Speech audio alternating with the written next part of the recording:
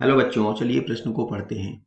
चालनी नलिकाएं भोजन के स्थानांतरण के लिए उपयुक्त होती हैं क्योंकि इनमें विकल्प ए परिवेशित गर्त होते हैं, बी अंतःभित्तियां नहीं होती हैं, सी परिवेशित ल्यूमेन व छिद्रित क्रॉस भित्तियां होती हैं एवं डी जीव द्रव्य की अनुपस्थिति। इस प्रश्न की मुख्य अवधारणा चालनी नलिकाएं भोजन के स्थानांतरण के लिए उपयुक्त होती हैं से है।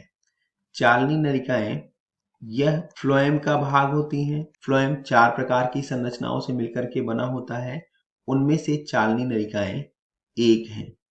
ये चालनी नलिकाएं अगर हम संरचना के आधार पर देखें तो लंबी, बेलनाकार तथा एक पंक्ति में व्यवस्थित होती हैं। इन चालनी नलिकाओं में चौड़ी परिवेशित गुहा पाई जाती है और इस परिवेशित गुहा पर अनुप्रस्थ भित्ति में छिद्र पाए जाते हैं।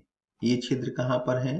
तो इसमें जो अनुप्रस्थ भित्ति है उस भित्ति में छिद्र पाए जाते हैं, जिससे इसकी संरचना चालनी के समान हो जाती है।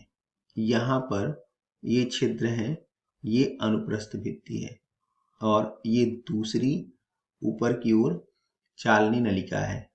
ये हम कह सकते हैं पहली चालनी नलिका, ये दूसरी चालनी नलिका, दोनों एक दूसरे के संपर्क में हैं और ये अनुप्रस्थ भित्ति में पाए जाने वाले छिद्र हैं, जिसकी वजह से भोजन आसानी से इन छिद्रों के माध्यम से ऊपर से होता हुआ नीचे सामान्य परिस्थितियों में स्थानांतरित होता है। ये चालनी नलिकाएं केंद्रक रहित होती हैं।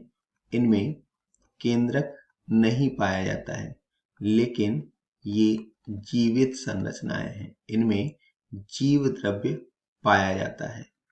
जीवित से अभिप्राय जीव द्रव्य की उपस्थिति, लेकिन ये जीव द्रव्य केंद्रक रहित होगा। अगर हम विकल्पों को देखें तो पहला विकल्प परिवेशित गर्त होते हैं, यह गलत है। अंतःभित्तियां नहीं होती हैं, यह भी गलत है। तीसरा, परिवेशित ल्यूमेन व छिद्रित क्रॉस भित्तियां होती हैं, यह सही है।